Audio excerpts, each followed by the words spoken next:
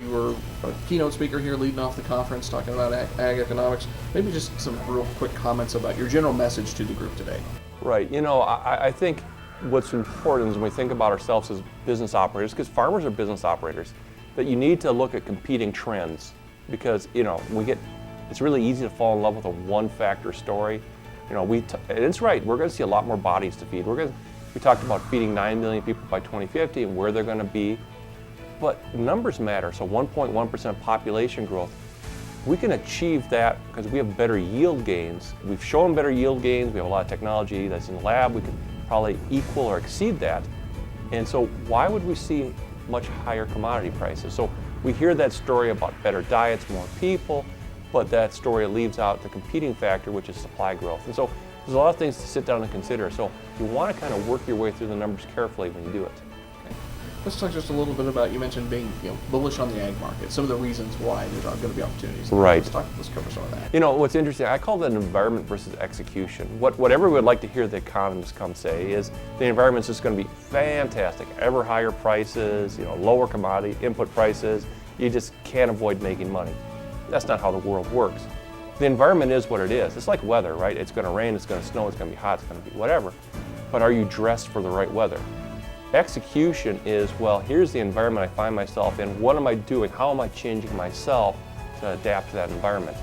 So even though I think we have flat commodity prices, not falling, not rising, but flat commodity prices, what can you do about your execution? So I say, look, there's a great thing about agriculture is there'll be growing demand, so we're not in a declining demand market. But there's a lot of things you can differentiate of technological change. Think about that.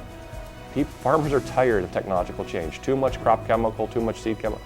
But if you're good at putting this jigsaw together, this pieces of, hey, this works good with that, you can wring more technology out than the seller even knew was available.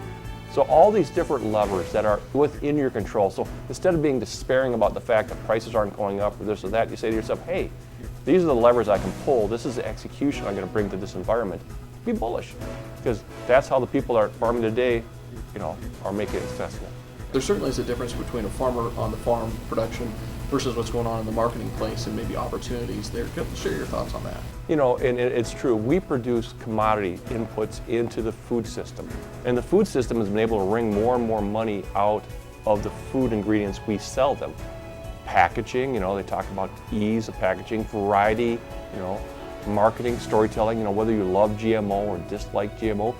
It's some people love the story, and we eat the story as much as we eat the product. So in farming, you can step away from those problems, or you can say, hey, I want to participate in that value added. Now, they bring their own issues, their own stresses, their own challenges, but there's an opportunity there because food has a higher margin than does agriculture. And farmers and ranchers can choose to participate to some degree in that food market. So there's an opportunity there, but you have to understand the challenges for the opportunity.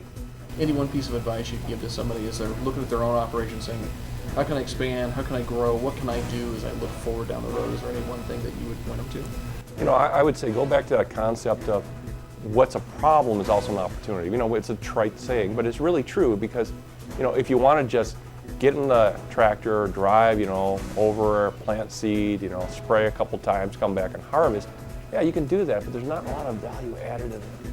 So ask yourself, what is it that's bothering other people? What is it that's giving them grief? Because when you solve other people's problems, you have an opportunity to make some money doing it. And so young farmers that don't want any problems, just want straightforward crop production, there's very little money left in there because Monsanto brought the seed technology, BASF brought the crop chemical technology, John Deere brought the equipment technology, and all you're really bringing is just a little bit of management and labor, and there's plenty of that in the world. So look for those opportunities, look for the chance to bring something unique and special to the system, whatever it is, and that value added will be the differentiator over your career.